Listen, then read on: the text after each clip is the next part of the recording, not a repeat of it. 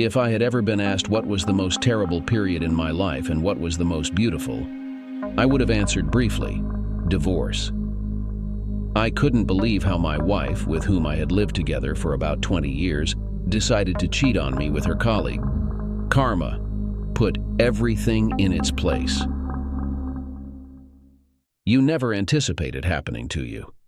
You see friends endure the pain of divorce for various reasons.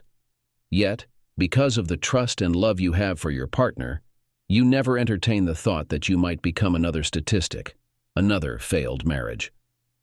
However, when confronted with divorce rates, especially in today's era, it makes me question why people even bother with marriage in the first place.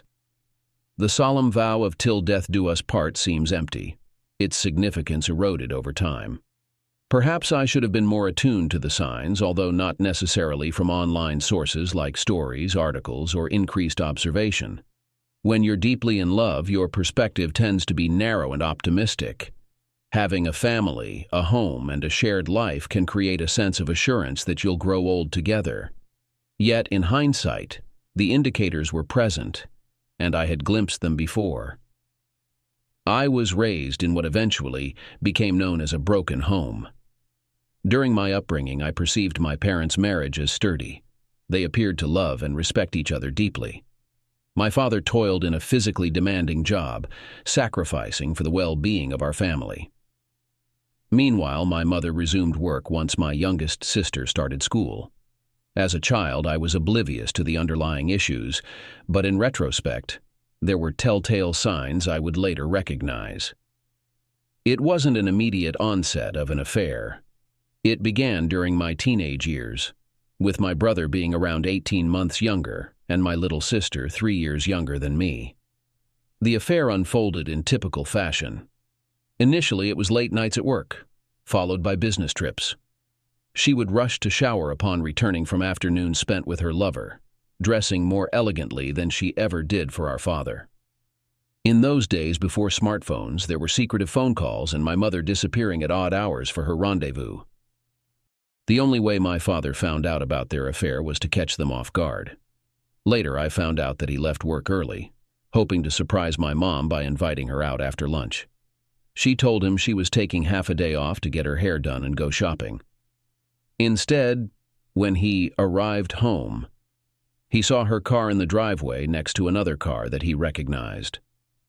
After parking on the street, he walked home and entered through the back door. He entered the bedroom and found that his wife, my mother, was cheating on him with her boss Jim Thompson in their marital bed. My father completely lost control of himself and attacked him. Somehow he managed to contain his anger that day, a feat he still cannot fully explain. My father quickly realized that adultery carried little weight in a country where no-fault divorces were common. Some argue that possession is 9/10 of the law. Attempting to evict her from the house and send her back to her parents, my father faced rejection from them upon learning of her actions. Even her sister declined to offer shelter. Since the house was in both her name and my father's, she refused to leave. Caught between a rock and a hard place, my father couldn't initiate a divorce if he remained living with her. The law required a 12-month separation period, during which they must reside in different places before divorce proceedings could begin. Despite his efforts to have her removed for adultery, it wasn't legally punishable, and she had the right to stay. No-fault divorces can be frustrating, especially when one party is clearly at fault, like in cases of adultery. It seems unfair that they can walk away from the marriage without facing consequences for breaking their vows. My father eventually yielded, unwilling to stay in the same house with a wife who was cheating. He found an apartment and moved out. However, he couldn't find a place big enough for all three of us, so we were left living with my mother. I had already figured out what was going on and immediately let my mother know my thoughts about her. Despite her attempts to explain, I made it clear that as soon as possible, I would go live with my father. My younger brother and little sister were kept in the dark, wondering why our father had left. I did my best to explain the situation without taking sides. The only positive thing my mother did during that year was to continue allowing us to visit our father. In those initial months, he was visibly shattered. He tried to appear cheerful for his children, but even we could tell it was forced. Being the eldest, he confided in me one evening after my siblings had gone to bed, admitting that we were the only reason he stayed nearby. He promised to fight for custody and attempt to keep the house if possible. It remained an unrealistic hope. During that time, fathers seldom received custody, and when divorce proceedings followed 12 months of separation, they were obligated to appear in court to settle custody and other issues. Although I was deemed mature enough to testify, expressing my desire to live with my father unequivocally, my younger brother and sister were considered too young to have a say.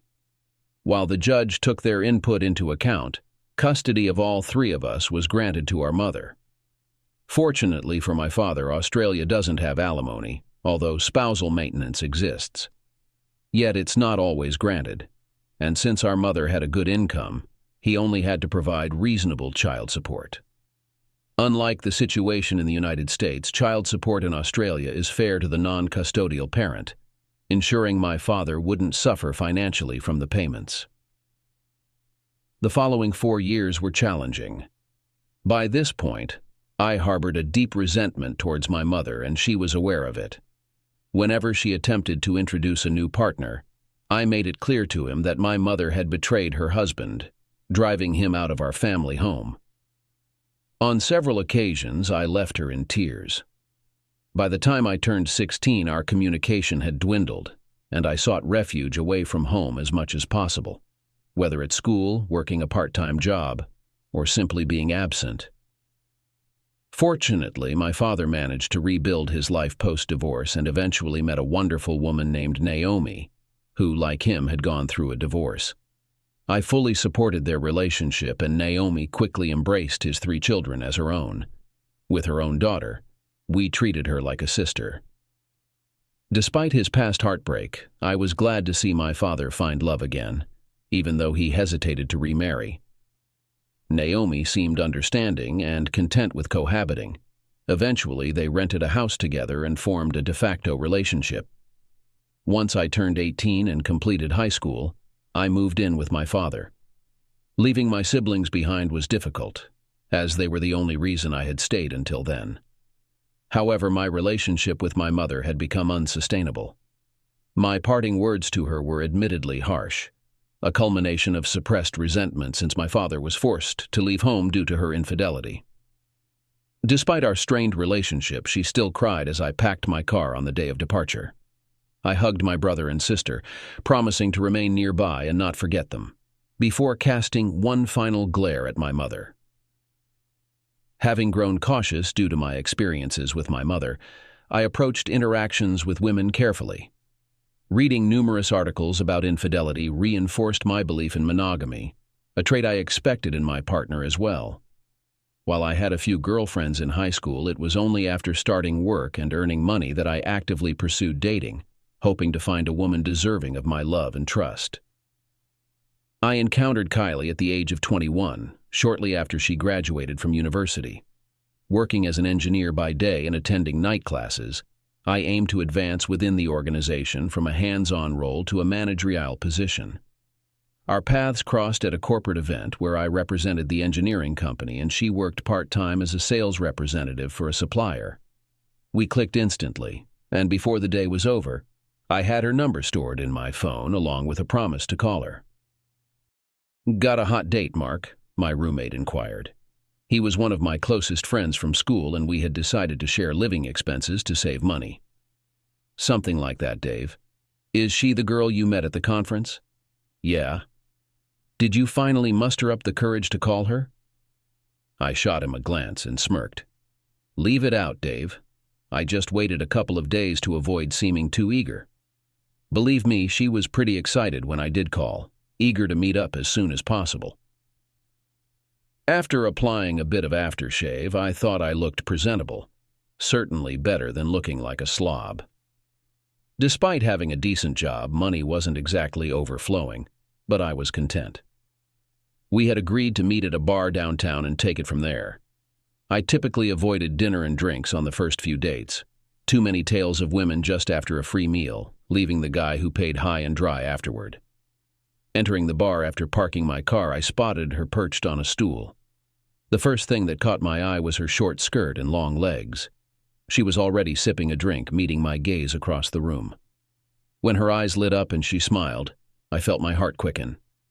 She had stunning blonde hair cascading down to her shoulders, hazel eyes that glinted in the dim light, a cute little nose, and lips that looked incredibly kissable. She was slender with a modest bust, though I had noticed her shapely rear end when we chatted at the conference. Over a few drinks, we gradually acquainted ourselves. She disclosed that her role at the corporate event was temporary, acknowledging that she had been hired primarily for her attractive appearance to draw male attention. Despite laughing about it, she confessed feeling objectified, describing the experience as being treated like a mere commodity. And to make matters worse, many married men were hitting on me, she added, expressing disgust. I sympathized with her perspective, recalling my own mother's infidelity, recognizing that both genders were equally capable of betrayal. Driven by curiosity, I searched online for statistics and was stunned to find that numerous men and women admitted to engaging in extramarital affairs. Discovering that Australia was reputed for its infidelity problem, I was left in disbelief. "You were the epitome of a gentleman, though, Mark," she remarked, clasping my hand in hers. "You didn't ogle my appearance or make inappropriate comments. You maintained eye contact and acted professionally the entire time, until you asked for my number. You stood out as the only genuine person there. But you better be single." Placing a hand over my heart and raising the other, I solemnly declared, "I swear I'm single. You can ask any of my friends." She smiled, squeezing my hand. "Good, because I have a good feeling about you. I've been hurt before." We decided to take things slow. Initially, we met for coffee or drinks over the first few weeks. It wasn't until the end of our third evening of drinks that we shared our first kiss. By then, she was aware of my parents' relationship. Her tight hug somehow comforted me, easing my concerns. That kiss felt undeniably right, and when our eyes met, she felt the same. Our casual drinks evolved into dinners. Within a week, she was back at my apartment shared with Dave, who spent most of his time at his girlfriend's place, fortunately. After a final drink together, I took her hand, and we made love for the first time. Within a month, she confessed her love for me, and I reciprocated. From there, our relationship blossomed. Once she secured a permanent job, we began discussing serious matters like moving in together, buying a house, marriage, and eventually starting a family. Despite lingering thoughts about my father, Kylie had captured my heart completely. She was a joy to be around, and she expressed her desire to be a wife and mother above all else. Before tying the knot, we made a pact to purchase a house, jointly. Luckily, this decision was made prior to the housing market surge, especially in Sydney, Australia. However, due to her unemployment and poor credit history, which she disclosed to me beforehand, she couldn't co-sign for a mortgage. I couldn't qualify for one on my own either, or no bank was willing to offer me a mortgage solo. Consequently, my father stepped in and agreed to co-sign, combining his income with mine. Little did I know how much this would benefit me in the future. In the meantime, Kylie was immensely grateful to him, nearly shedding tears when he assured her she was like another daughter to him. Her parents also adored me, so when I proposed just 3 months after moving into our new home, everyone was thrilled when we announced our engagement and wedding date. Marrying Kylie marked the pinnacle of happiness in my life thus far. It was the union with the woman I believed to be my soulmate, reciprocated by her affirmations of me being hers. As she approached me down the aisle, I couldn't help but smile like a fool. Our hands clasped, we both giggled with joy, ready to pledge ourselves to each other. Our wedding wasn't in a church, but in a park, with a marquee set up nearby for the reception. Our honeymoon consisted of a blissful week on a Pacific island, filled with sun, sea, sand, and intimate moments. It's no surprise we later realized that's when she conceived our first child. 9 months after our honeymoon, our beautiful baby girl entered the world, and within 6 months, Kylie was eager for another child. 18 months later, our son was born. 3 months later, we both decided that having 2 children was sufficient. It fulfilled our desires. Surprisingly, she wasn't keen on me getting a vasectomy just in case our minds changed. Likewise, she didn't opt for tubal ligation. Instead, she agreed to resume birth control, which hadn't posed any issues before. Life continued as usual. She dedicated herself to homemaking and motherhood until both kids attended school. Once our son started school, she re-entered the workforce, adjusting her hours to fit the school schedule until both children were in secondary school. Only then did she pursue full-time employment. By the time we turned 45, I had become a regional manager for a national engineering company. Though I occasionally traveled for work, it rarely kept me away from home overnight. Kylie had established herself in real estate, managing her own office with occasional trips to the CBD headquarters. Our daughter, Charlotte, had moved out to live with her boyfriend, a wonderful young man deeply committed to her. We anticipated wedding bells in their future. Meanwhile, our son, Stephen, was still in university, residing in a shared house near campus. We are aware of his diverse connections, but Kylie and I have supported him unconditionally, regardless of his life choices. We had been married for over 20 years now. I believed our love was still as strong as the day we got married. My gaze never wandered. I might admire another woman, but I never entertained the idea of betraying Kylie. I had given her my heart, and I couldn't bear to break that trust. Yet, despite my best efforts, the specter of my father's infidelity haunted me. I should have been more vigilant, should have noticed the signs. When I finally faced the truth, I knew I had to brace myself for what was inevitable. You just never expect it to happen to you. "Dave," he said, detecting the shock in his friend's voice, "do you suspect she's being unfaithful?"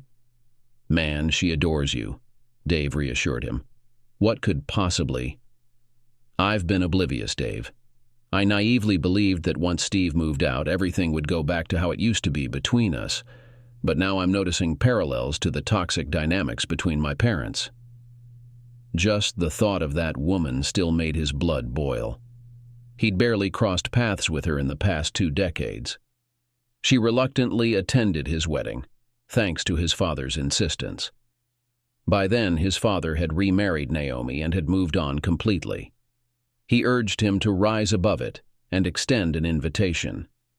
He didn't have to involve her in anything, but omitting her would paint him as the villain. With clenched teeth, he sent her an invitation. Besides occasional updates about grandchildren whom she seldom visited, he had no dealings with her. Kylie understood the situation and never pushed for any connection with her either. "What's your plan?"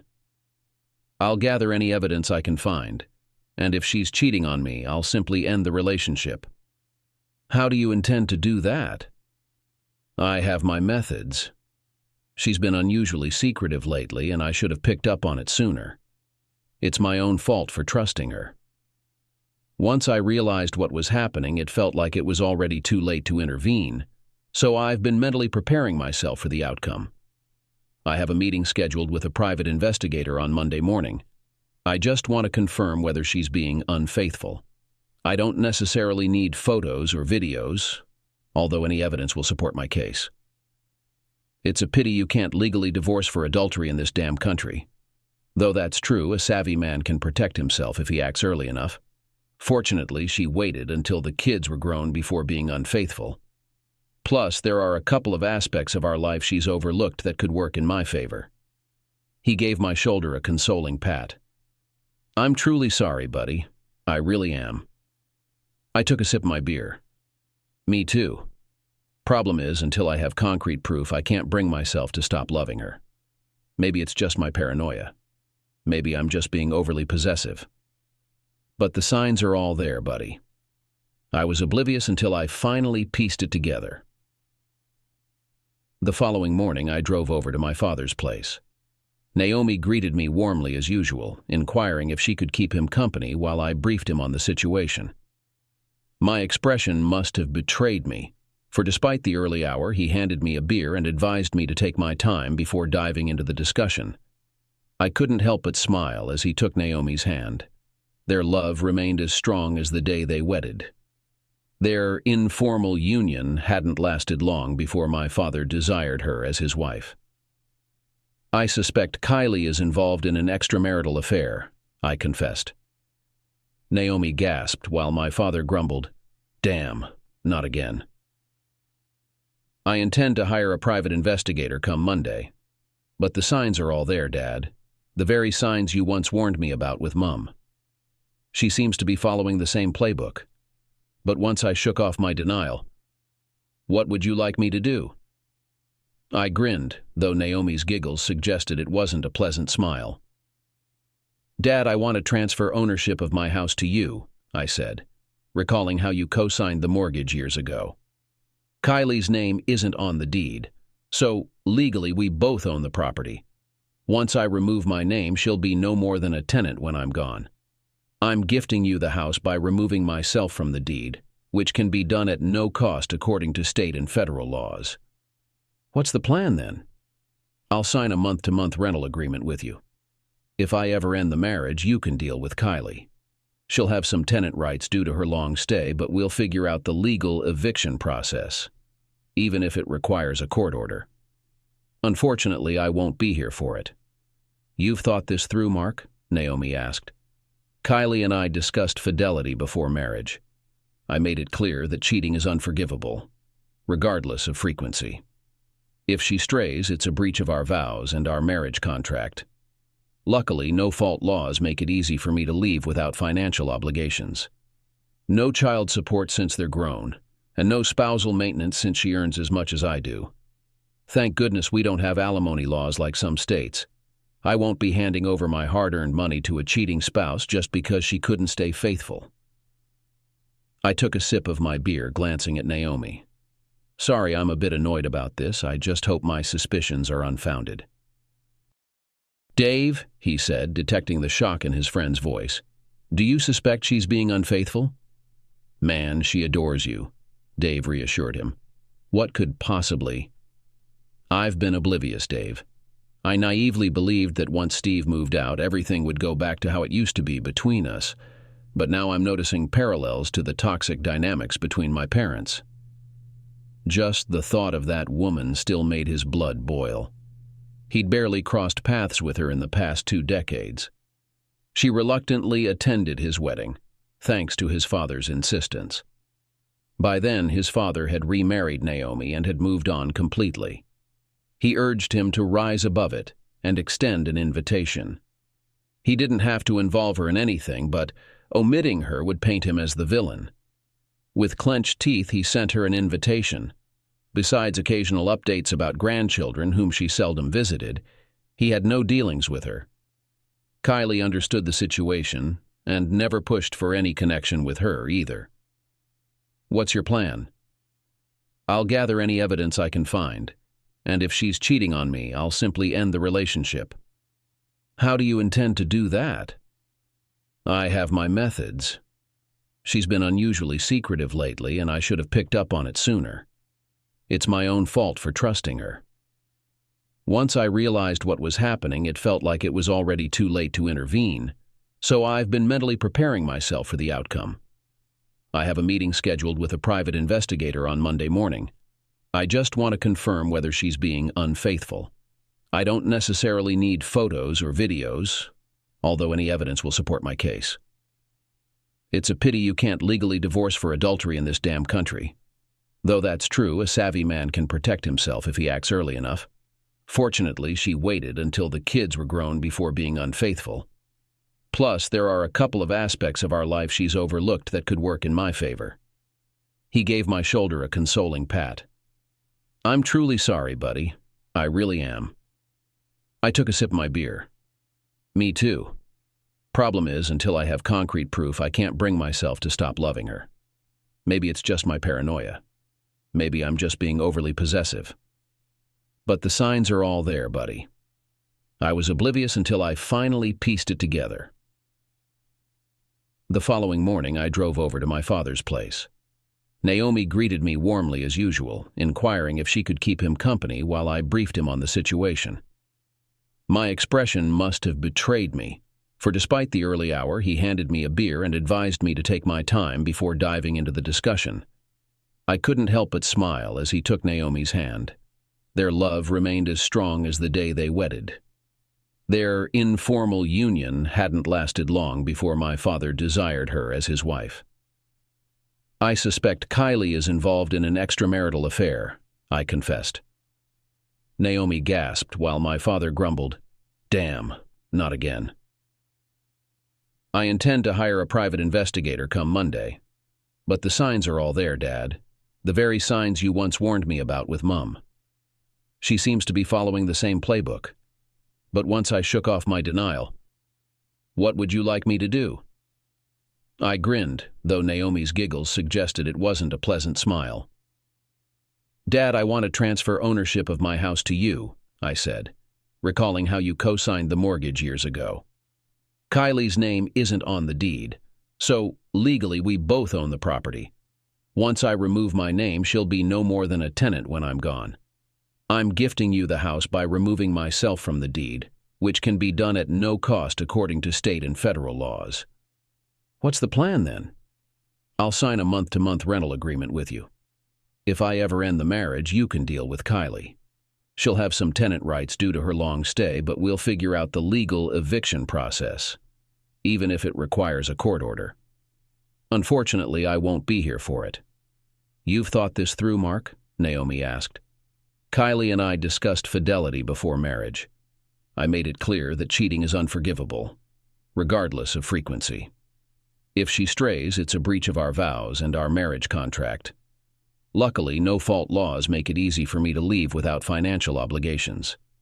No child support since they're grown, and no spousal maintenance since she earns as much as I do. Thank goodness we don't have alimony laws like some states. I won't be handing over my hard-earned money to a cheating spouse just because she couldn't stay faithful." I took a sip of my beer, glancing at Naomi. "Sorry, I'm a bit annoyed about this. I just hope my suspicions are unfounded." Upon arriving home, Kylie was nestled on the couch, engrossed in a movie. Her familiar smile greeted me, her eyes brightening at my presence. "Where were you?" she asked curiously. "Just went to see my dad. Needed some advice on something." "What about?" "Work stuff. There might be a new opportunity coming up." I couldn't shake the feeling of unease, only fueled by suspicions without solid evidence of her infidelity. If she was seeing someone else, it wasn't a regular occurrence. I anticipated that the sudden girls' nights would be the final straw, but they hadn't materialized yet. Sure, there were occasional late nights at work, but I had those too. If she doubted me, she might think I was cheating on those rare occasions I stayed late. As we settled into bed that night, she snuggled close, professing her love as always. The thought that she might be deceiving me pained me deeply. Perhaps she loved me but desired something or someone new. If that were the case, we'd divorce and she could pursue her desires. The notion of my once devoted wife engaging in such behavior made me sick. Until I had proof, I had to trust her, albeit cautiously. It was a matter of trust but verify. So, when I whispered my love for her, part of me still meant it sincerely. Yet the idea of her breaking our vows weighed heavily on me. The following day happened to be Monday. I was the first one out the door, heading to work. Our routine was familiar: breakfast together, followed by my teeth brushing, and always ending with a genuine kiss on the lips, not those quick pecks that long-married couples often settle for. That morning was no different, with her eyes shining as she professed her love and wished me well for the day. Despite this tender moment, I couldn't shake the guilt creeping in, knowing that at lunchtime I'd be meeting a private investigator. I suspected my wife of 20 years, whom I believed I shared a happy marriage with, was now cheating on me. To my surprise, the investigator turned out to be a woman, not the stereotypical ex-cop in a trench coat and fedora that I'd envisioned. A reminder, perhaps, of my penchant for old movies. She noticed my reaction and smiled, proceeding to explain the process, services available, and associated costs. Will she detect any financial transactions? I inquired. No, we've maintained separate accounts but share one for household expenses and bills, I clarified. What leads you to suspect infidelity? She questioned. I recounted my personal history, drawing parallels to my parents' experience, and then detailed the current situation. And how is your intimate life? She concluded. After my son moved in, our bed life became very active, but about 6 months ago it slowed down again. At first I thought we had exhausted our desires. To be honest, I would spend intimate moments with my wife every night if it were possible. Just because I'm 45 doesn't mean I've lost interest in intimacy. Have you noticed any changes in her behavior? Yes, they're subtle but present. You know the term red flags? She nodded, and I smirked. Not quite enough for a communist parade, but there are enough warning signs for me to be concerned and suspicious. She outlined their services, which included phone tapping, video surveillance, personal tracking, and various other activities, some of which she admitted might not be entirely legal. I clarified that I wasn't accusing her of constant infidelity unless I was completely oblivious. I had no idea if she met someone during lunch breaks, stayed late at work for it, or engaged in occasional flings for variety. I had to confess that I simply didn't know, and just wanted the truth. I took some time to consider it, informing them that I would call by Friday to arrange surveillance for the following week. Rejecting my wife's advances was tough. Although I didn't have concrete proof, the thought of sharing her with other men was a major turnoff. I could have pretended to be sick, but I opted for honesty. I simply wasn't interested. Turning her down upset her, and when she asked if work was stressing me out, I grunted in agreement, which seemed to satisfy her. She cuddled up to me as usual, whispering that she loved me. On Wednesday, I made the call, urging them to begin surveillance immediately. I couldn't shake the feeling that I needed to know the truth. It was driving me insane. I started to wonder if it was all just in my head. It's no wonder so many spouses who've been cheated on end up mentally scarred by the experience. In the end, after paying for their services, they uncovered incriminating evidence. It only took a month of rejecting my wife's advances for her true colors to show. By then, I was immersing myself in literature about cheating spouses, learning about the signs, how they deceive, and what to do when a marriage falls apart. I was already prepared.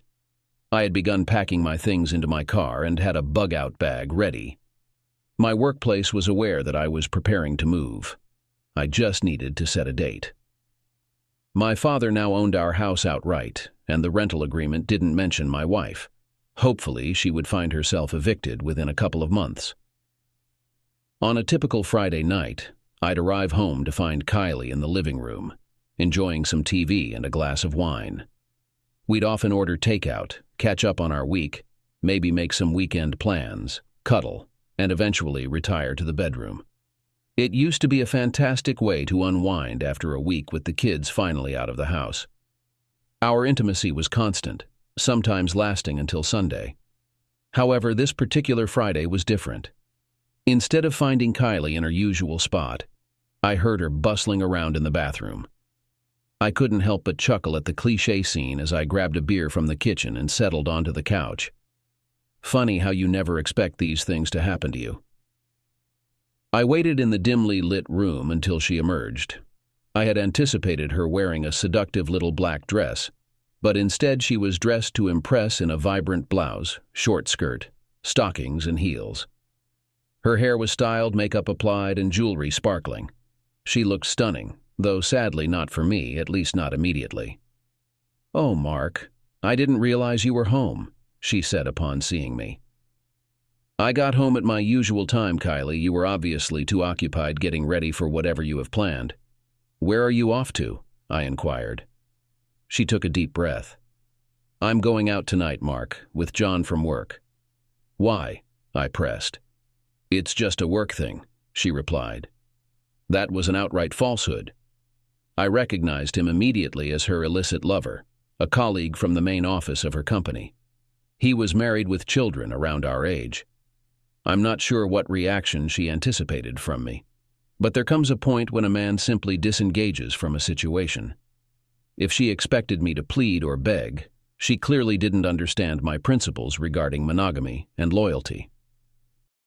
As I stood up, our eyes met as I approached her. I gave her a stern look, and eventually she recoiled. With a smile, I made my way into the kitchen. "Aren't you going to say anything, Mark?" "Nope." She had no idea how ready I was for this. We were both adept at acting, but unlike her, I wasn't tearing her heart apart with lies. "All right, fair enough. I'll be back later. We can discuss this then." I remained silent, but I did accompany her to the door. She paused and glanced back at me, appearing as uncertain as I'd ever seen her. Whether it was remorse or something else, I couldn't tell, and frankly, I no longer cared. "Good night, Mark," she said softly. "Goodbye, Kylie." She should have understood my message, but perhaps she thought I would be like those men who tolerate such deception. But I refused to be a cuckold. I wouldn't endure that kind of deceit. I had no interest in an open marriage, sharing my wife, or condoning such emasculating and humiliating behavior. It was a complete betrayal of the vows we took when we got married. Once she left, I sprung into action. I grabbed my emergency bag and packed another suitcase, loading them into my car. Grateful for the convenience of online services, I managed to handle everything via apps or websites. Our debts were minimal, just a credit card each, which I promptly paid off and closed. Taking care of upcoming bills, I transferred most of our savings from our joint account to my own, leaving her with enough for a month or two of expenses. From then on, she was on her own. They say possession is 9/10 of the law. Since she didn't own the house, I knew I'd be long gone before she realized our savings had vanished as well. As I walked through the house one last time, nostalgia mingled with bitterness. So many fond memories now tainted. Cracking open another beer, I had 3 calls to make. The first would be straightforward. The last 2, not so much. "Dad, it's confirmed. She's cheating on me. She even had the nerve to admit she's going out with someone else tonight. The plan is in motion now." "Where are you headed?" "Adelaide. I've got a new job there for a year. After the divorce, I might consider returning to Sydney, but for now it's a wait-and-see situation." "All right, son. I'll make sure she doesn't track you down. New phone number?" "I'll handle that once I'm settled. I'll send you my new address once I find a place. Take care on the road and keep a level head. Dad, I'm just leaving a cheating spouse. It's not exactly a new story in our family. You're doing what's right, Mark. Find solace in your decision. You'll move forward soon. Naomi and I are here for you. Have you told the kids? I'm calling them next. Best of luck, son. We'll talk soon."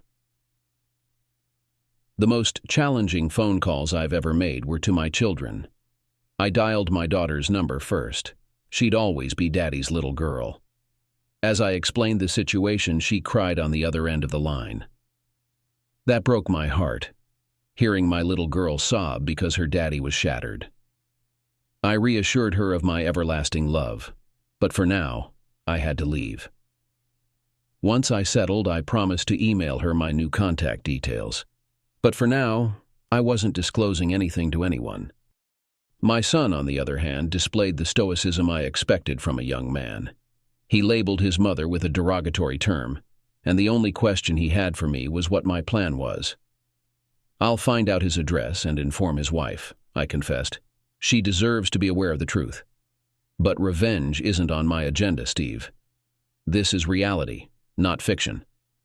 I'm devastated now, but I'll patiently wait for the divorce and then work on rebuilding my life.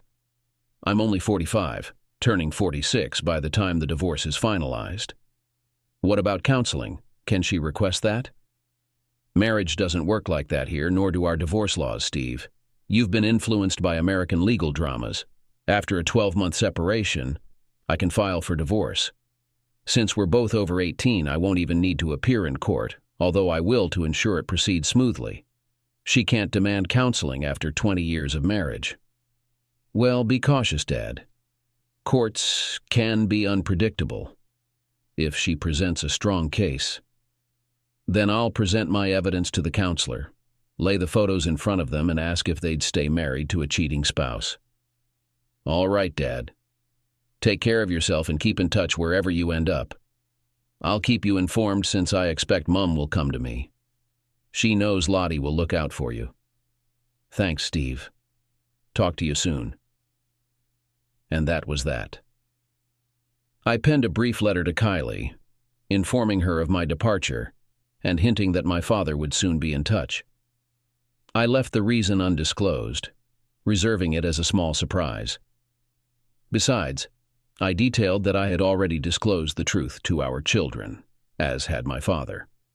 While she was free to inform her parents of my departure, any abuse or pleas for reconciliation would be met with evidence.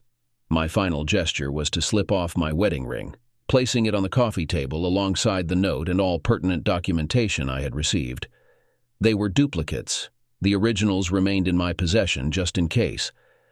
As I settled into my car, I grappled with a mix of laughter and tears. Yet I found that the weight of all my pent-up stress vanished as I drove away from the house.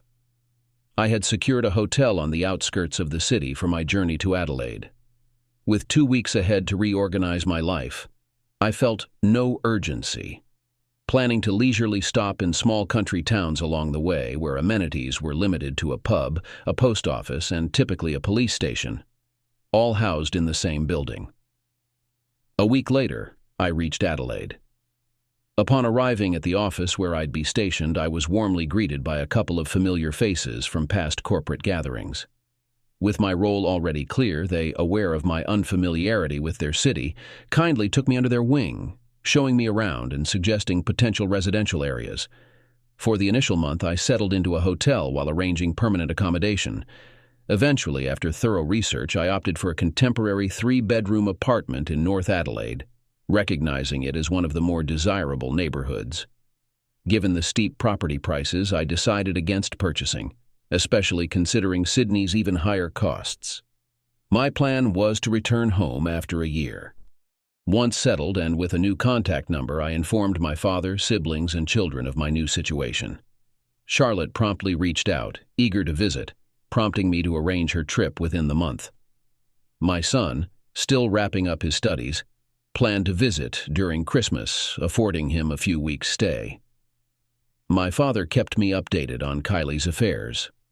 Are you aware she didn't return home until the following morning? Yes, I didn't call off the private investigators until the next day, because I was curious about her activities that night. Turns out she went out for dinner with him, and it was quite romantic. They ended up spending the night at a hotel in the city. I didn't need to know much more after that. I thanked the investigators for their efforts and settled their payment since their services weren't required anymore. Well, I've heard rumors and also heard directly from her. When she got home, she found your wedding ring, your note, and the evidence. She called me, your children, and her family in a panic. Obviously, you didn't pick up your phone, and I know she sent you emails too. Any calls from her went straight to voicemail and were deleted. I marked her emails as spam. That was just the beginning of her troubles.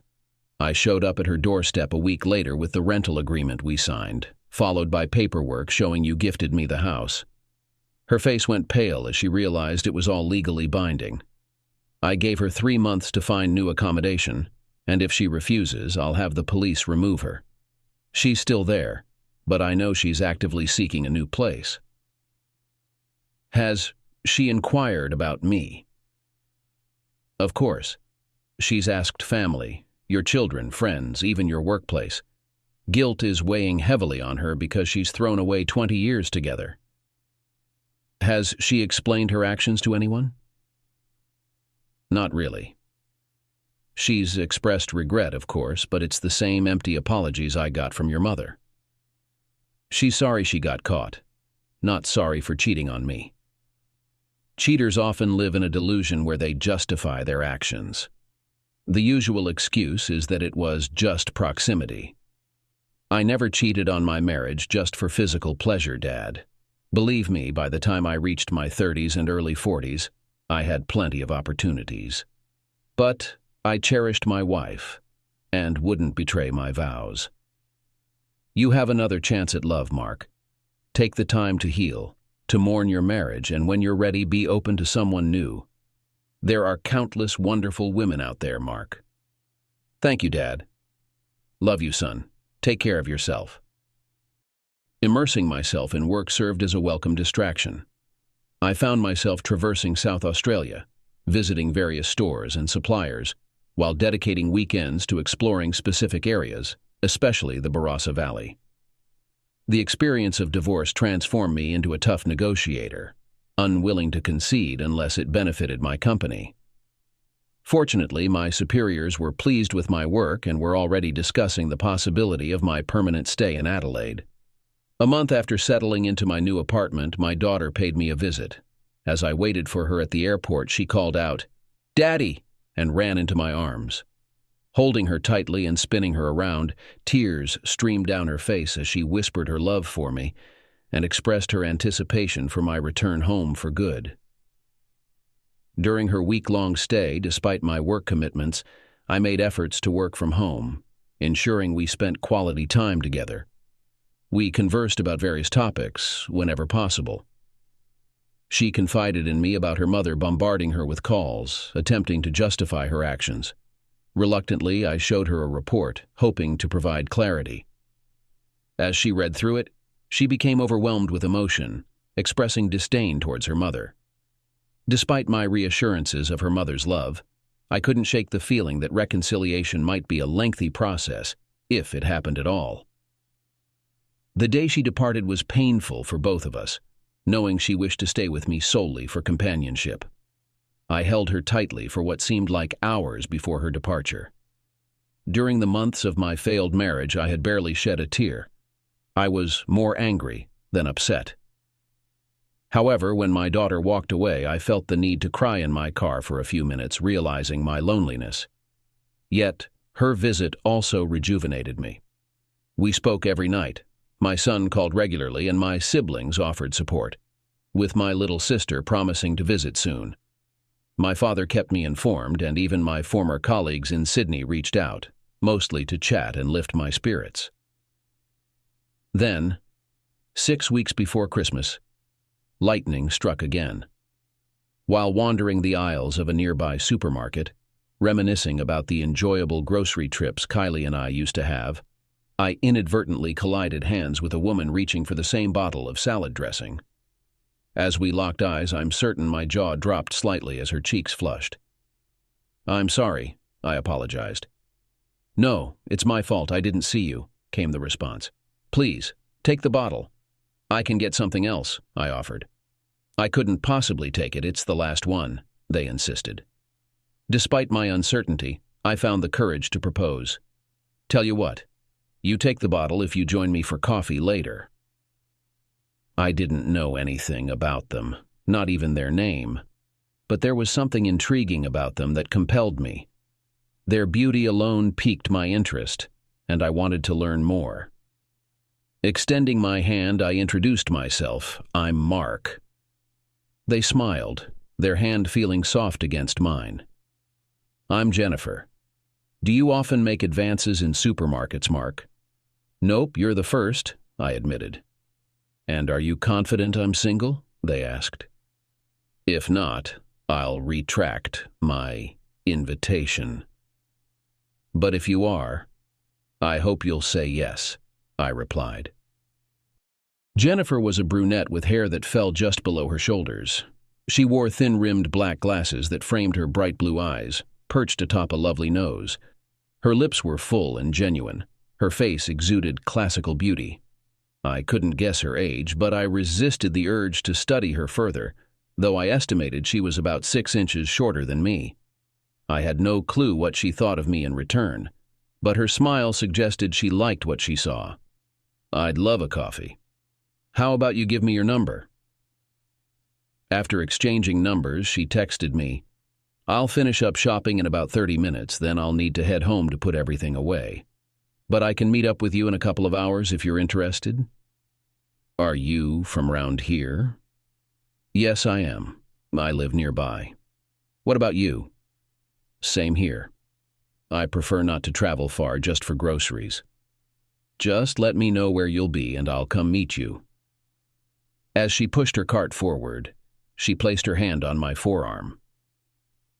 I'll see you soon, Mark. It's been too long since I've had a coffee date.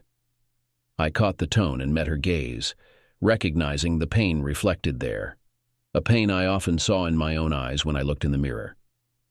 I'll text you once I'm home and figure out where we can meet. Rushing through the rest of my shopping, I used the self-checkout and hurried home, quickly stowing everything in the fridge or pantry before taking a shower and changing.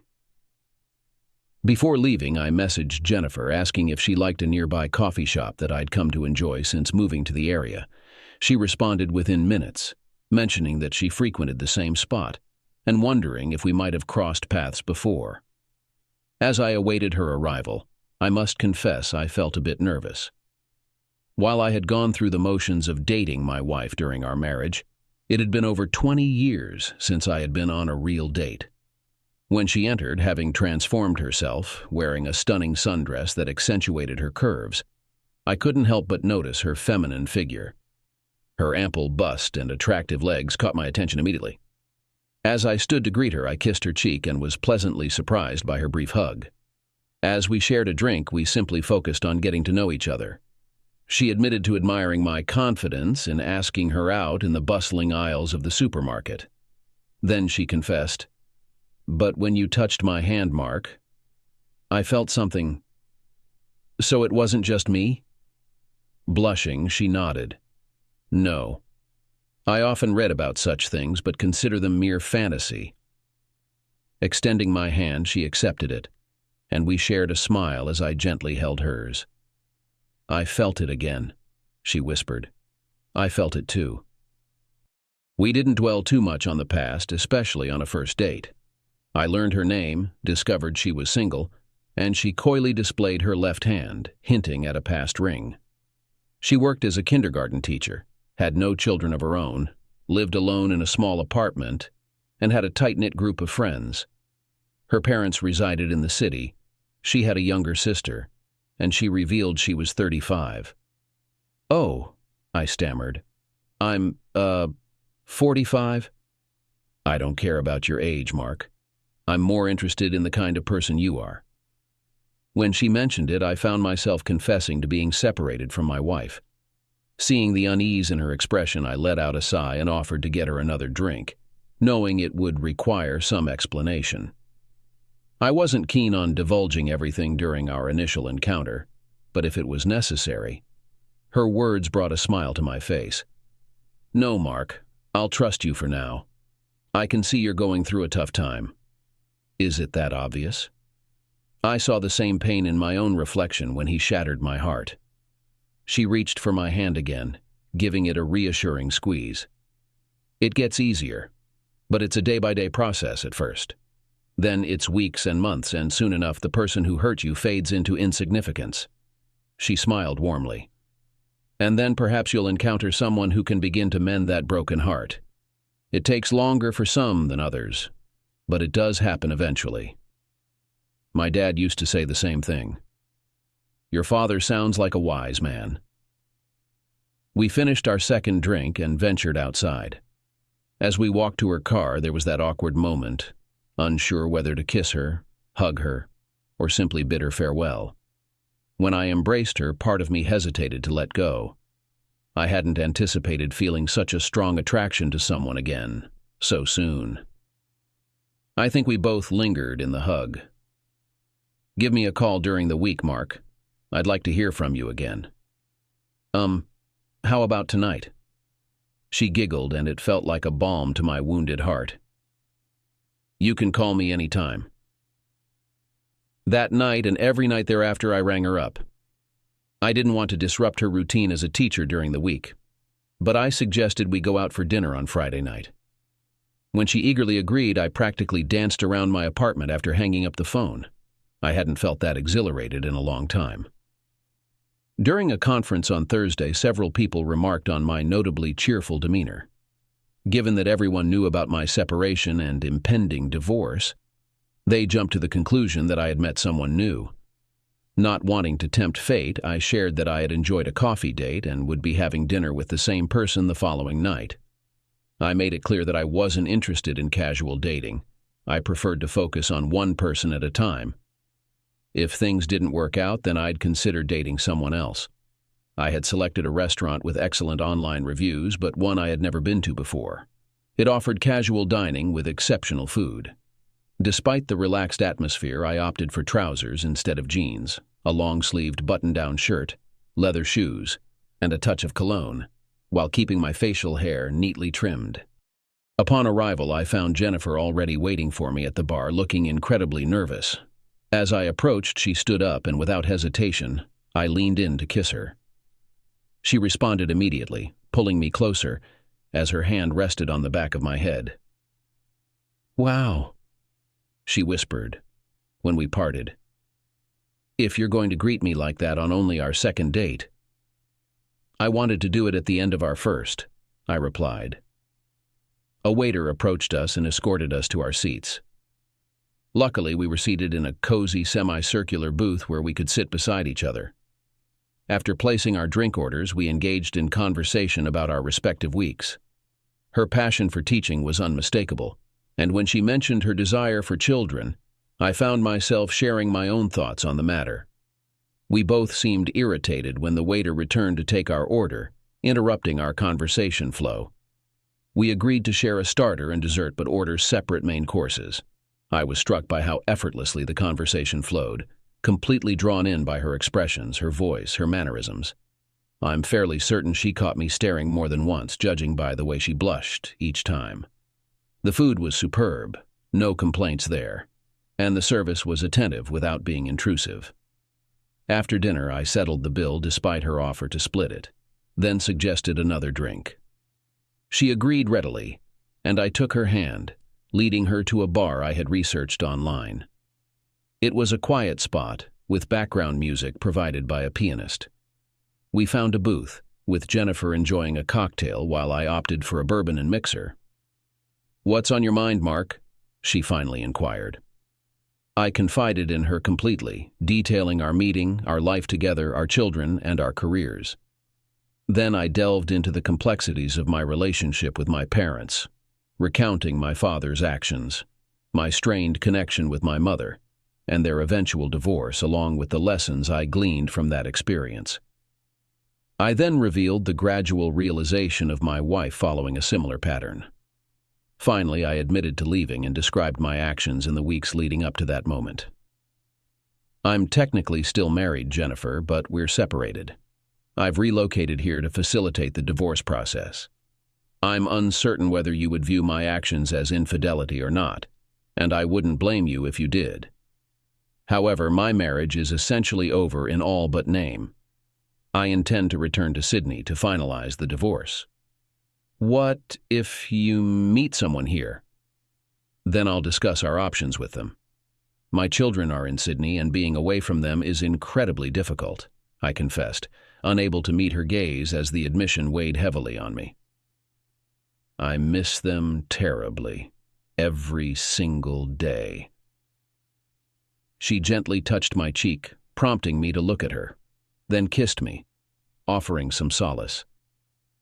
Nestling against me, she placed her hand on my chest and rested her head on my shoulder.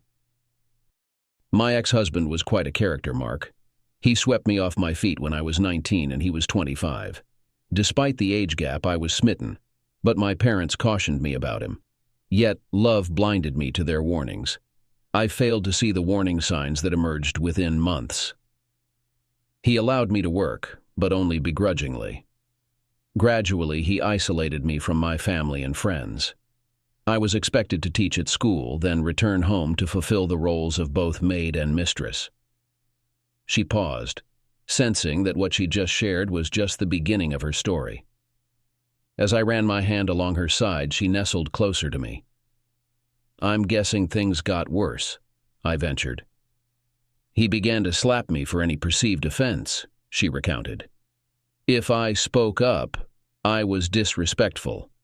If I dressed a certain way or came home late, I was accused of infidelity. If I spent money on myself, I was deemed financially irresponsible. There was never any positivity. It was a constant barrage of negativity. I can't imagine saying anything but kind words about you, Jennifer, I murmured softly. I knew I had to get away, she continued. I feared that one day he would either seriously harm me or worse. I called my dad in tears, begging for help. He arrived with my uncles and some friends. My ex-husband attempted to resist, but there's a difference between pushing around a woman and facing off against men. My father swiftly subdued him with one punch, and they restrained him while I gathered my things. We went straight to the police, obtained a restraining order, and I've been divorced for 7 years. He doesn't know where I am, and I've been too afraid to date. Her gaze met mine. Then I met you, and emotions stirred within me that I hadn't felt in years. I never felt them with him. She had driven herself, but I insisted on driving her home. As we pulled up outside an apartment complex, I recognized it as one I had considered before moving to my current place. Leading her inside, she hesitated at the front door. Without a word, I drew her close and kissed her once more. I had a great time last night, Jennifer. I'd love to do it again. Sometime during the week. Any night works for me. I'm pretty good in the kitchen. Would you like to join me for dinner? Sure. Just let me know the night, and I'll bring something too. I'm not too shabby myself. She grinned. Sounds good. I'll cook first, then you can cook for me, and we'll compare notes. What about Wednesday? Wednesday works, Mark, but I'm counting on your usual nightly call. And plenty of messages. She kissed me again. If you're lucky, you might even get a surprise or two in a message. What are you up to tomorrow? Nothing much. How about we go to the beach? You just want to see me in a bikini? She teased, then her eyes sparkled. Though I'm curious how you'd look in swim shorts. Just message me when you can pick me up. I kissed her once more before mustering the strength to make my way to the staircase. During the drive home, I heard my phone chime a few times, but I didn't check it until I was indoors, settled on my couch with a beer in hand.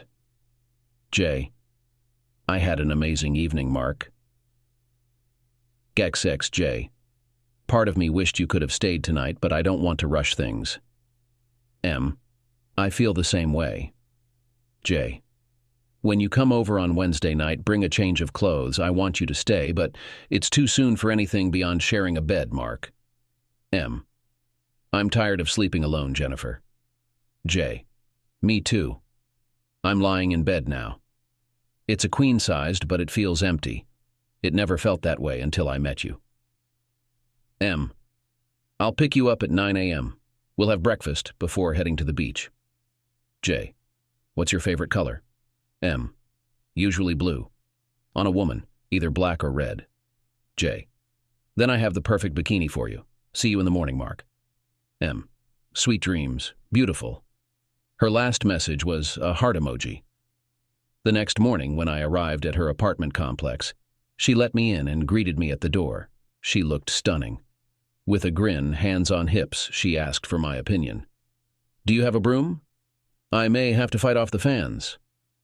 Her smile grew even wider before she disappeared, reappearing in casual attire. After loading the bag into the car next to mine, I took us to a coastal cafe to have a delicious breakfast. By the time we were ready to soak up the sun, life was already in full swing on the beach. She asked me to apply sunscreen, admitting that she prefers not to sunbathe. Jennifer, are you saying that you like it? I whispered in her ear. You have strong hands, Mark, and it feels wonderful, she replied. After the kiss, we settled down on the towels, remembering the families that surrounded us. Her eyes were covered by sunglasses, and her smile was unmistakable.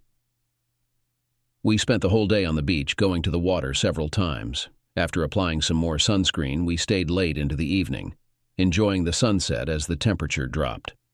After putting on our t-shirts, we packed up and walked hand in hand to my car. When I arrived at her house, I helped her carry her bag upstairs. "Do you want to stay for a drink?" "What is it?" she asked. "I'd love to, but if I do, I might not want to leave," I replied. She came up to me and kissed me. "Go home, change your clothes, then come for a drink and stay the night," she whispered. I'm pretty sure I broke a few traffic rules when I was rushing home, ran inside to pack my things, quickly packed a bag, packed the essentials, and rushed to her house. When I knocked on the door, out of breath, she opened it and laughed at my condition. Grabbing my t-shirt, she pulled me inside, closed the door, and pushed me onto the couch. She immediately settled down next to me, and I seemed to be in zero gravity. "Damn," I muttered. "Be gentle with me," she murmured. "I don't want to rush it, Mark. I can't go through this again. Take your time, Jennifer. Call me Jenny, through I, not Y." We had a little cuddle, and she reluctantly left, returning in her pajamas. I smiled at her obvious embarrassment and snuggled up to her while we enjoyed drinks and watched TV, chatting about everything that came to mind. It wasn't too late when she took me to her bedroom. There were works of art on the walls and a collection of teddy bears on the dresser. "Well, now I know how to surprise you. I love flowers too, and chocolate." Curling up together under the covers, she nestled against me. In a matter of minutes, I sensed her trembling. Encouraging her to turn around, she cozied up to me as I held her close. Soon enough, she drifted off to sleep. I stayed awake a little longer, watching her peaceful yet stunning slumber, knowing how incredibly fortunate I was to have her in my life. The next morning, she prepared breakfast for us, and we spent the entire day relaxing in her apartment. Comfortable silences were filled with cuddles and kisses. We playfully teased each other, but I was patient, willing to wait for her. When she straddled me before I left that evening, I sensed she was close to giving in before gently urging her to stop. "Don't rush, Jenny," I whispered. "We have all the time in the world." I realized I was already in love with her, and I believed she felt the same. My only concern was whether it was just a rebound for her. I had recently ended a 20-year marriage and found myself falling for the first woman I met. Yet, I preferred to think it was fate that brought us together. There had to be a reason we crossed paths in that supermarket. We didn't exchange messages all the time during the day as she was busy teaching, but we talked every evening. My colleagues knew that I was dating someone new, and I informed my family in Sydney that I had met a special person. My dad called to tell me the news about Kylie. Apparently, she was close to moving and was still looking for me, unaware of my whereabouts. Assuming I was still in Sydney, she hoped to eventually meet me. I was looking forward to Wednesday night. Jennifer cooked a delicious, hearty dish, but her dessert stunned me. When we finished eating, I joked, "They say the way to a man's heart is through his stomach." Jennifer grinned, replying, "I've always been told that for a man to be happy, he needs to have a full belly and empty balls." I almost choked on my coffee and coughed when she laughed at my reaction. When I met her eyes, I retorted, "What about the woman, Jenny?" She teased, "The moment you give me pleasure for the first time, Mark, I'll be yours forever." It was the first time that our conversation took on a more intimate character. Up to this point, we have been restrained. Moving closer, I put my hand on her leg since she was wearing a dress. She met my gaze curiously, wondering what I would do next. "Are we just going to sleep together tonight, Jenny?" I whispered softly. No, that's not true, Mark." That night, we made love. The following morning, I woke up lying on my back with her nestled into my side, her arm draped across my chest and her leg bent over mine. As she stirred awake, she leaned in and kissed my cheek. "I love you," she murmured. Turning to return the kiss, I couldn't help but smile. "I love you too," I whispered back. Too soon? She asked. No such thing, Jenny. If that's how we feel about each other, then so be it. I felt it on our first coffee date. I knew then that you were the man I want to spend the rest of my life with. She took my hand and kissed it again. And I mean that in every sense. If you want to be closer to your children, I'm all in. Are you sure? That's a major decision. There's nothing holding me back, Mark. My parents are still healthy and my sister is happily married. I won't rush into it, but my heart tells me to go with you. I'd love to meet your children. They'll be here for Christmas. Then you're all coming to spend Christmas with my family. That evening, she visited my apartment for the first time. She jokingly called it a typical bachelor pad. But she understood why it was simple and tidy. It was just a temporary living situation for me. After I cooked her dinner and heard her approving sounds as she ate the meal we had shared the night before in bed, I knew I had impressed her with my culinary skills. Received a gesture of gratitude in the form of a blowjob as she knelt in the kitchen. After swallowing, she vowed to continue such acts of affection. Realizing the pitfalls of using intimacy as a relationship manipulation tool, she blushed at the mention of marriage. As I gently held her wrist, I confessed my own thoughts about marriage. Jenny, I can't recall the last time I felt such intense love for Kylie. It's not just because of the heartbreak and betrayal. Perhaps we've been going through the motions for years. Maybe it's the freshness of this relationship. Maybe it's simply maturity and life experience. But I love you deeply, Jennifer Morris. In response, she whispered, and soon, I want to be Jennifer Williams. Life felt perfect in the following weeks. We hardly spent a night apart, preferring her apartment over mine. She conversed with my father over the phone, and I updated my children, who were eager to meet her in person before speaking with her themselves. A week before Christmas, I phoned my son to inquire about his mother's activities. I've informed her that I won't be present for Christmas. I believe she's realized that you're not in Sydney. Lottie despises her dad. It's pure animosity. She's spoken to her only once since you departed and has essentially cut off contact with her after that conversation. I spoke with your sister last night. She'll be arriving in a couple of days. What about Granddad and Naomi? I'll catch up with them when I return to Sydney. Jenny will likely accompany me. We just need to find her a job and purchase a place as close as possible so she won't have to commute. Are you certain you don't want to stay there, Dad? Lottie and I have discussed it, and we're both contemplating relocating to be nearer to you. I know your sister is also considering it.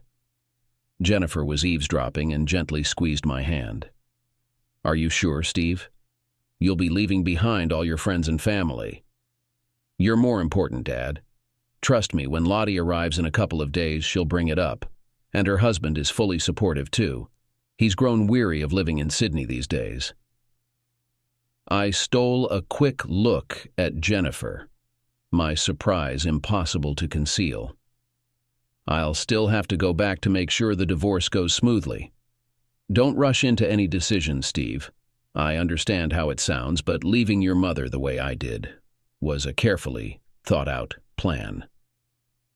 Oh, I'm well aware of that, Dad. As far as I'm concerned, screw her. She's still trying to convince everyone she's innocent and that you're to blame for leaving. Jennifer accompanied me to the airport the day my daughter arrived. She brought her husband, Tom, along.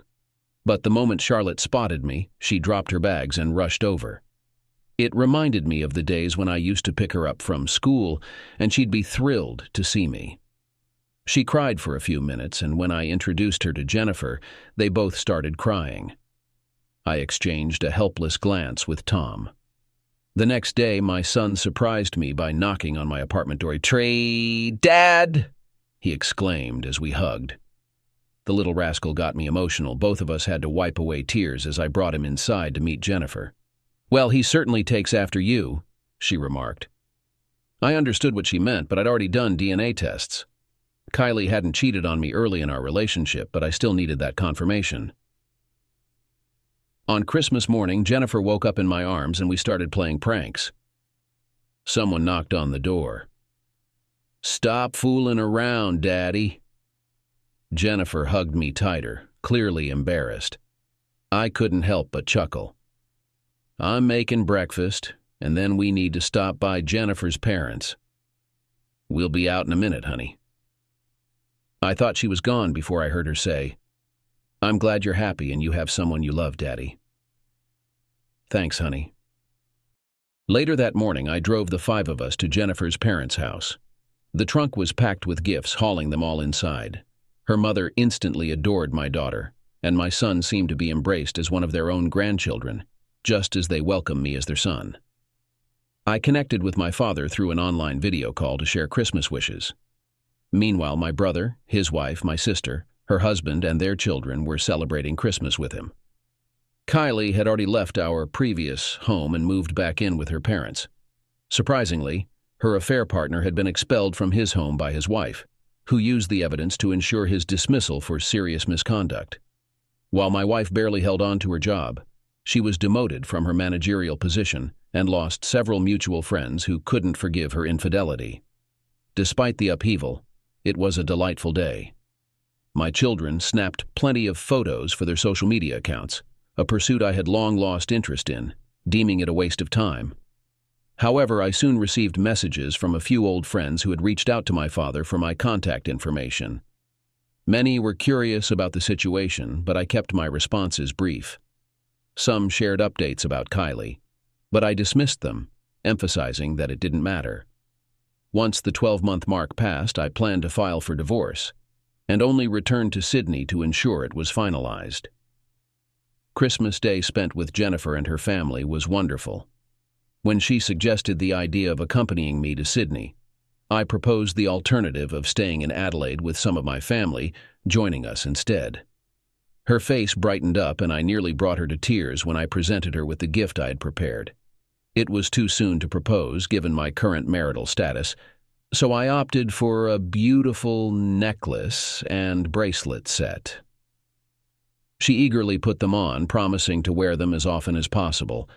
After a hearty lunch, Jennifer's father offered me a beer, and we found ourselves in his garage, where he had an old sports car raised off its wheels. I haven't seen Jenny this happy in ages, Mark. Part of me believes that leaving Adelaide would greatly benefit her. But would you be willing to settle here permanently?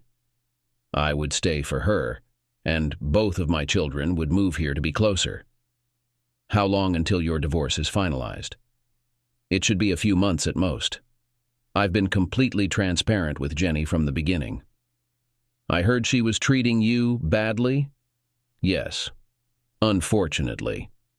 It may take up to 6 months, though I only gathered solid evidence in the weeks leading up to ending things. He shook his head. Damn. I've heard about all this cheating nonsense. Why bother getting married if you can't remain faithful? Ever heard of cuckolding? His disgusted expression indicated he was familiar with the term. Yeah, I doubt that's what Kylie had in mind, but it's one of these new trends. Same with all these people embracing polyamory and open relationships as excuses to cheat while feeling morally justified. Personally, if my wife ever suggested any of that to me, I'd likely end up in jail. It's incredibly disrespectful even to consider asking someone that. Jenny's ex-husband was both cheating on her and abusing her. What? He placed his hand on my shoulder. She was scarcely aware of the betrayal, preoccupied with escaping far worse things. Yet he cast his gaze over all the women. It wasn't worth her mentioning. He gave my shoulder a squeeze. She loves you, Mark. Just promise not to break her heart. Please. I'm not sure I can handle another call like the last one from my little girl. He took a sip from the bottle and, averting his eyes, added softly, I almost ended up in jail, Mark. Someone hurt my girl. She was the only reason I didn't do something foolish. She didn't want to see her father behind bars. I love her more than anything in this world, Dad. He smiled, already calling me son. I was hurting deeply myself, so we both carry scars in our hearts and souls. We help each other heal. We lingered there until late into the night. My daughter drove us home as I had imbibed too much. Upon arriving home, the kids went to bed, and Jennifer pulled me into our bedroom, pushing me onto the bed. "This is the perfect way to end Christmas," she purred. If Christmas was good, then New Year's Eve was even better. I told the children to enjoy themselves, and I whisked her away to a hotel in the city center. After dinner and drinks, I escorted her back to our room, where a bottle of champagne and some snacks awaited, but she knew why we were there. It wasn't until a couple of hours later that we finally stopped, and Jennifer, as usual, curled up next to me.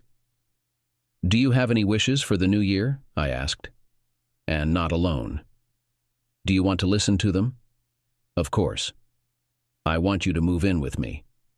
Consider it a deal. I want you to propose to me as soon as you get a divorce. I'm already buying rings." She hugged me closer to her. "I want a baby," she whispered. "Stop taking birth control pills as soon as we're ready." She looked at me in surprise. I couldn't help but smile. "Jennifer, we're going to get married and start a family. I'll give them up the morning we decide to start trying, but first I need to consult a doctor. I will keep you informed about my fertility." A couple of days later, my children left. It hurt me to see them leave, but after explaining that I would most likely stay in Adelaide if they joined me, they promised to consider all options. I called my father and shared the same news. He advised me to do what was best for me, mentioning that he was pleased with Naomi, but would definitely visit her when possible. The following months were filled with happiness. Eventually, I gave notice for my apartment and moved in with Jennifer. It wasn't a fairy tale romance, but real life, yet I couldn't recall being happier. We functioned as a solid team in all aspects of our lives. Despite the looming specter of my divorce, which occasionally crossed my mind, Jennifer was understanding. We both had trust issues, but we agreed to openly discuss any concerns, though neither of us gave the other reason to doubt. Our intimate life was fulfilling, and we continued to date each other ceaselessly. We shared almost everything, and simply being with her brought me joy. She inspired me to be a better man, striving to meet her expectations. Jennifer's love was profound. I had already purchased an engagement ring before returning to Sydney. During the flight, she was more anxious than I, aware of potential obstacles ahead. Upon arrival, my father, along with my siblings and children, greeted us at the airport. We would stay with my father while finalizing the divorce. Despite having filed the paperwork, my lawyer informed me that Kylie was contesting the divorce. Sitting in his office with Jennifer, I was astonished by her attempt to hinder the process. "I haven't seen her in 12 months, I stated. "I've strictly adhered to the legal requirements. I can even provide evidence that I've resided in Adelaide for the past year, during which time she hasn't been with me. We've had no communication whatsoever." "Although that's true, she still has the right to challenge it," he responded. "However, it's unlikely any judge will give much weight to her arguments, and counseling won't be mandated. I assume Jennifer is your partner." Kylie cheating on me was the initial reason. Now I have additional grounds for divorce. Once the divorce is finalized, I intend to propose to Jenny, and we'll marry as soon as possible. "We plan to start a family after the divorce is settled," Jennifer interjected. "I stopped taking contraceptives a few weeks ago. I'm hopeful that the celebratory intimacy after his divorce will result in a pregnancy." "All right. I'll communicate with her attorney to gauge her intentions. There may not be much she can do legally, but a clever lawyer could attempt to contest it." The fact that we stayed with my father did not prevent our intimacy. In fact, my father was still a naughty boy. He might have been in his 70s, but Naomi was 5 years younger than him. But I'm pretty sure I've heard them do it. Jennifer just said it was pretty sweet that they were still so attracted to each other. I hugged her and agreed. Then we repeated our beautiful night. 3 days after, I reached out to my attorney. Kylie had put her signature on the divorce agreement, making it a mutual statement, and consequently it was promptly submitted provided I agreed to have one final conversation with her. I deliberated on this with Jennifer, who backed me regardless of my decision. Following my lawyer's counsel to engage in dialogue to resolve matters, even my father gave his approval. "You're with Jennifer now, son," he declared. "You're going to marry her, start a new family, and soon your kids will be with you in Adelaide. Are you still holding a grudge against her?" "Not really. I've moved on." "She probably hasn't. It's her own fault, and I understand why you don't even want to see her, but let her speak her mind, then leave all of this behind you." "Fine. I'll talk to my lawyer and have him handle it." The following week we found ourselves at the courthouse. My lawyer explained that once the meeting concluded and she signed the paperwork, the judge was ready to finalize our divorce, and I'd be a free man 1 month and a day after the judge granted the divorce order. I hadn't seen Kylie since the night she left for her date. When Jennifer and I approached my lawyer, she was waiting in the room. He explained that Kylie was inside with her lawyer and no one else. Taking Jennifer by the hand, I led her and my lawyer into the room. Kylie looked shocked to see me entering with another woman. I barely glanced at her as I escorted Jennifer to a spare chair, pulling it out as always to ensure her comfort, before taking the chair in the middle with my lawyer to my left. Taking Jennifer's left hand in my right, I made sure our hands rested on the table in full view. She added to it by moving her chair as close to mine as possible, resting her head against my upper arm. I finally got a good look at Kylie. To be frank, she didn't look well. I've heard plenty about how tough life has been for her since I left, but I can't say I feel sorry for her. She's the one who made choices that led to losing everything. She doesn't communicate with our daughter at all, and our son barely talks to her. My whole family has cut ties with her, and even her own family seems disappointed but obligated to help her after my father kicked her out. All right, say what you need to, Kylie, so we can finalize this divorce. I have a life to move forward with, and you're part of the past now. Who is she? She asked softly. Who? The woman next to you. This is Jennifer Morris. After our divorce is settled, I'll be asking her to marry me, and soon she'll be Jennifer Williams. And I'll happily accept his proposal because I want nothing more than to be his wife and the mother of his children. I smiled briefly but kept my gaze on Kylie. Once she says yes, we'll plan a simple wedding. Hopefully by then she'll also be expecting our child. I understand how painful it is for you to hear all this. Despite this, I noticed genuine resentment in the eyes of my future ex-wife. You got off the ground pretty quickly, she remarked. I didn't cheat on you, Kylie. You were. I remember finding the evidence. You never gave me a chance to explain myself. I left that night and you didn't mind.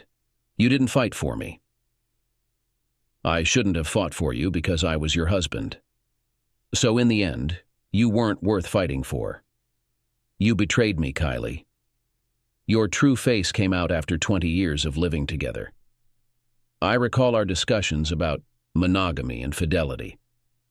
I warned you that if you become like my mother, I will leave without hesitation. You made this decision easier for me. Do you at least regret what you did?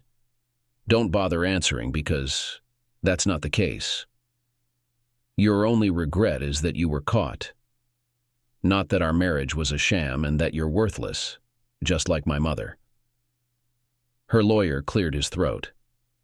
I looked at him intently. If you don't like what I'm saying, then leave.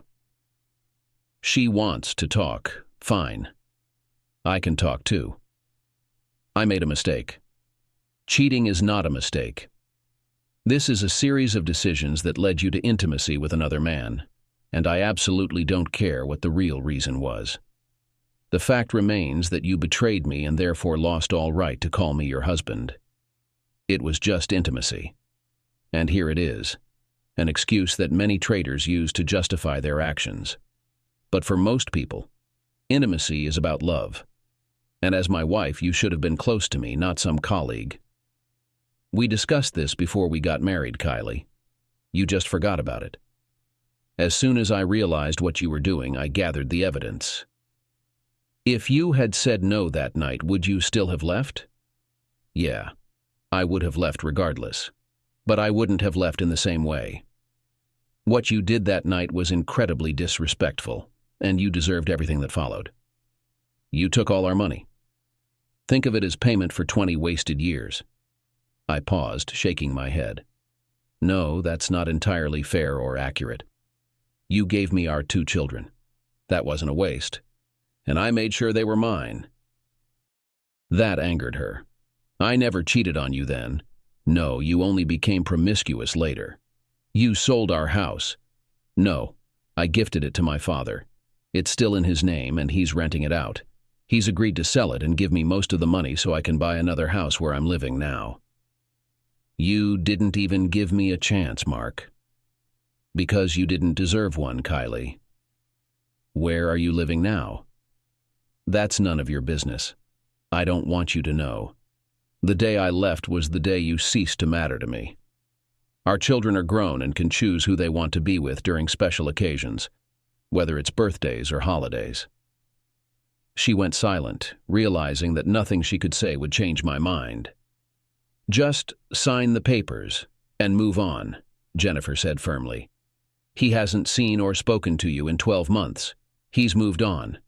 He loves me, and I love him. We're going to get married, start our own family, and grow old together. You chose to let him go. I'm glad I was the one who caught him, supported him, and promised him everything would be okay. I'll never let him down. He owns my heart, and I know I own his. I didn't want... She looked into my eyes, tears welling up. I kept my expression neutral. Her tears wouldn't sway me this time. I still love you, Mark. Good for you. I don't care, Kylie, I replied coldly. My tone made her flinch. I don't hate you anymore. Don't be misled by the cold tone. I simply don't care about you anymore. You stopped being my concern the day you let another man sleep with you. We sat in silence until her lawyer finally cleared his throat. Kylie, this is clearly going nowhere, her lawyer said. Just sign the paperwork and end the charade. He has obviously moved on and plans to remarry. No judge worth their salt will prevent that. Your marriage is over. Your kids are grown. You no longer share any assets. It's over. Do the honorable thing, sign the paperwork, and move on. He took the paperwork from a folder and placed it in front of her before offering her a pen. Kylie met my eyes, and that's when she began to cry. I knew her well enough to understand that she was genuinely upset. Wiping her cheeks, her hand trembling, she gently took the pen and glanced over the paperwork. At the bottom, she signed and dated it. Is my presence necessary in the courtroom? I asked my lawyer. No, Mark. You can go. You'll receive the divorce order in the mail. Good. Then we're done here. Rising to my feet, Jennifer took my hand and I led her out of the room. I'm sorry, Mark, I heard her call out. I'll always love you. I appreciated the apology, though it meant nothing anymore. It was far too little, far too late. But as for those last 3 words, I'm fairly sure she did still love me. But I didn't care. The woman I loved was currently holding my hand, and in a month and a few days, she'd be my fiancée. Walking outside and down the street, my father, Naomi, Steve, and Charlotte waited for us in a coffee shop. Gesturing with my head, we walked further to the nearest pub as I was gasping for a drink. After we ordered drinks, we sat down at a table and I began to explain the essence of the conversation. They were surprised when I admitted that I probably did most of the talking, telling the truth. What did she look like? Charlotte asked. It's terrible. She definitely looked her age, if not older. You definitely deserve an upgrade, Jennifer whispered in my ear. Did she sign the papers? My father asked. I nodded, and we clinked glasses before taking a sip of beer. I went through the same thing with your mother. I'm sure Kylie told you the same thing she was trying to tell me. She wasn't trying to blame me, Dad. Mom accused you of working too hard. Was she trying to justify it? Stephen asked. Yes. The usual excuse is, It was just intimacy. Why do these women claim it's just intimacy? Charlotte thought to herself. I married my husband and would never have thought of leaving him just for the sake of intimacy. If I want intimacy, I'll go to my husband. She paused and blushed, realizing that she had just said this in front of her father and grandfather. We exchanged a glance and burst into laughter.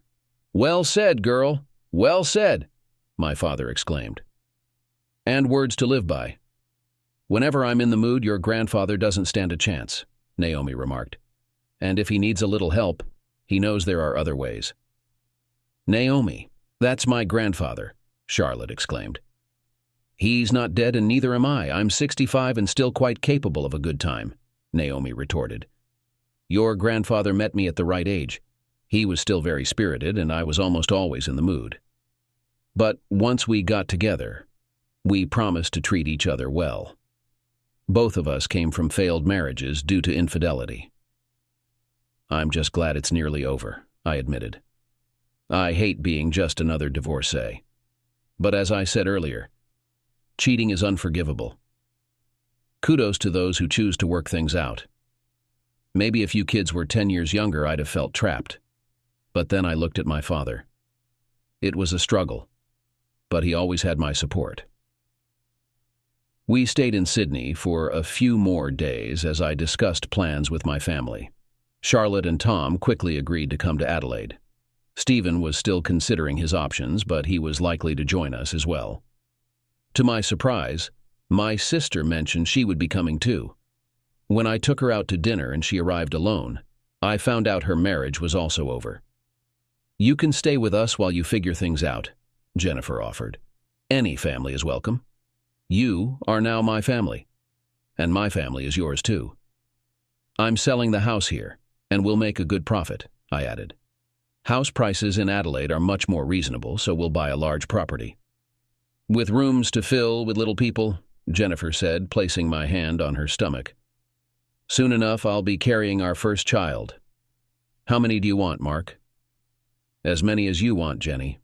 I love being a father. A month later, I received the divorce order, officially ending my marriage to Kylie Daniels, who hadn't kept her married name. I never heard from her again, but I found out through the grapevine that she left Sydney within 6 months of our divorce being finalized.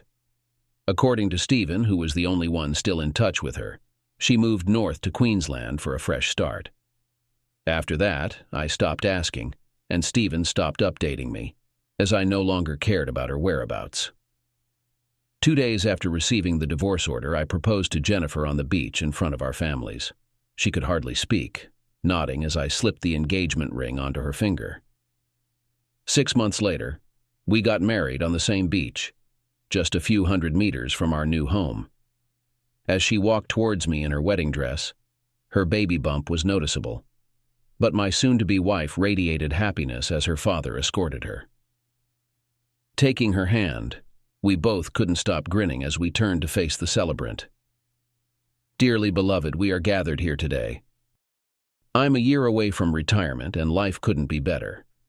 Jennifer and I have been married for nearly 20 years, and we're just as happy today as we were the day we met. Our first date, the first time we made love. All those firsts leading up to our wedding day. Within 6 months of returning to Adelaide after that trip to Sydney, my daughter and son had also moved to Adelaide. My daughter is still married to Tom, and I have 3 grandchildren.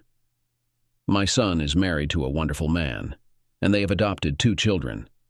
My father and Naomi moved to Adelaide a year after his divorce, and he lived with us for nearly a decade before passing away peacefully in his sleep.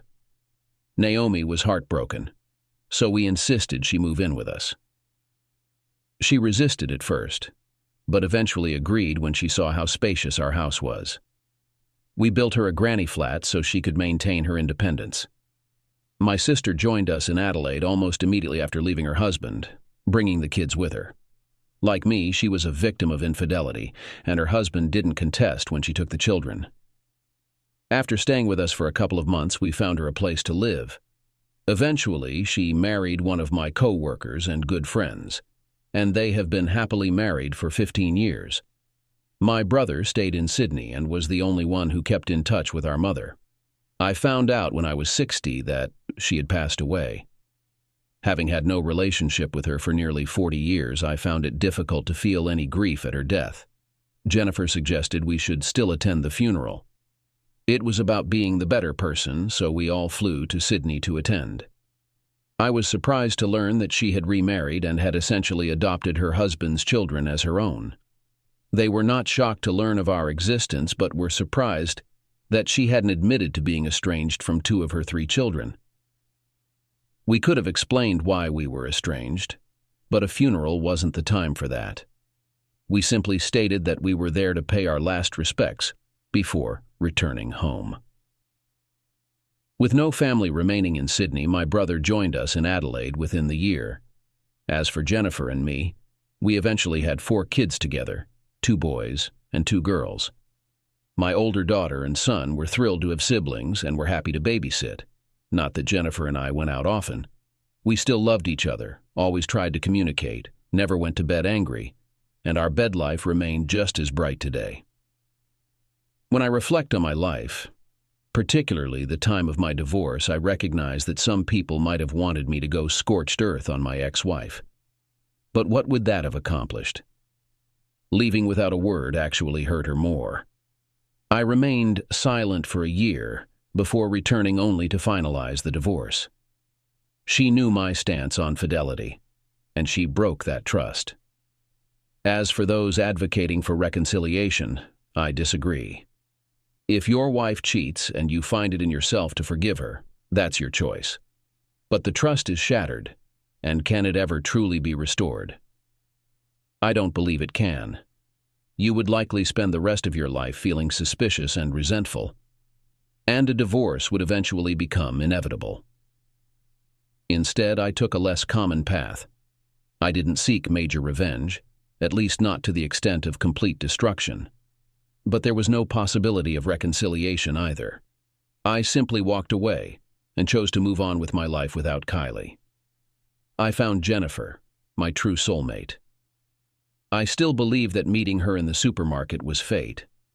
Although I'm not religious, I'm fairly certain some ancient religions talk about the gods of fate. Are you ready, Mark? I turned around and saw my wife, who looked amazing in a beautiful red ball gown. What made me smile was that she lifted it up. "Tonight it will be yours, my love," she whispered. "What about right now?" She came up to me, stopped, and bent down to kiss me. "I see you still have magic. Do you have any news from the kids?" "They are either on their way or preparing to leave." "What about the kids?" "They'll have a great evening without us, unless they burn this place down." "So do we have time to fool around?" She smiled at me. "Well, it would be a pity to lose such an opportunity." "I love you, husband." "I love you, wife." "Many more years of happiness?" "I really hope so." "Well, maybe we'll have a few minutes to make love before we have to leave. I'll tell the kids that we're not staying long. They'll understand why." "And?" She smiled and, squeezing my hand, led me to our bed. It wasn't the bed where we first made love, but it was the one where we conceived our 2 children and spent countless nights.